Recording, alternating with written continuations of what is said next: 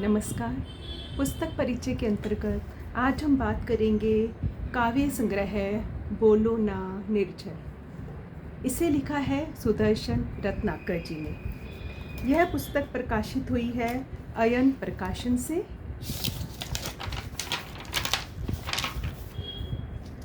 उत्तम नगर, नई दिल्ली। प्रथम संस्करण 2024।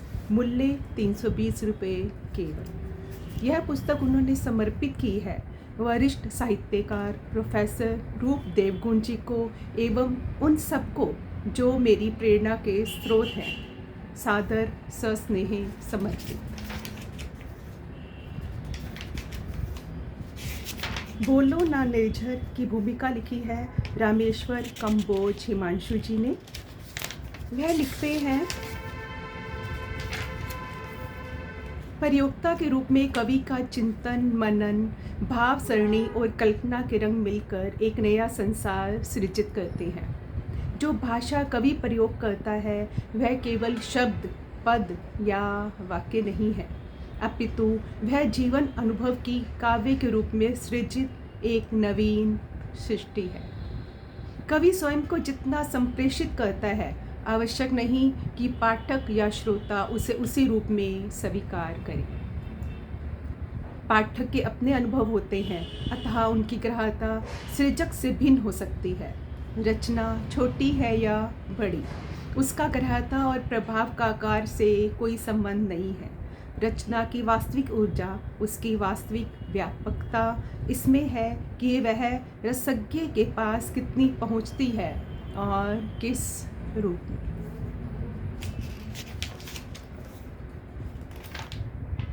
सुदर्शन रत्नाकर जी लिखती हैं, प्रकृति के उपादान नदियाँ, पहाड़, झरने, सागर, बादल, चांद, सितारे, सूर्य, आकाश, लहराते फूल, पत्ते, सब कुछ ही तो हमारी आँखों का उत्सव है। यह संसार, यह पूरा ब्रह्मांड कितना विस्तृत, कितना विचित्र है, इसकी था पाना कठिन है। और मनुष्य की मन की था पाना तो और भी कठिन। वह कब क्या सोचता है, कैसा सोचता है, क्यों सोचता है, उसके मन में उथल पुथल मची रहती है। सोच सकारात्मक हो, भाव कोमल हो, हृदय संवेदनशील हो तो उसकी आंखें बाहरी जगत का जो कुछ देखती है, मन की आंखें उसे महसूस करती हैं। और फिर वही विचार, वही भाव अभिव्यक्त बनकर कविता बन जाती है। लंबी कविता में मन के भावों, विचारों की श्रृंखलाएं चलती रहती हैं, जबकि लघु कविता में भावों की अभिव्यक्ति क्षणाश होती है, पर विचार गहरा होता है। जैसे बादलों में कौंधती दामनी अपनी क्षणिक चमक से वातावरण को प्रकाशमय बना देती है। इस संग्रह में उनकी कुल 100 कविताएं हैं, जिनमें से कुछ मैं आपके सामने प्रस्तुत करना चाहूँगी। कविता का जन्म। कविता यूं ही नहीं बन जाती, डूबना होता है मन के गहरे सागर में। उठती है जब एहसास की लहरें, संवेदनाओं के ज्वार मथ जाते हैं।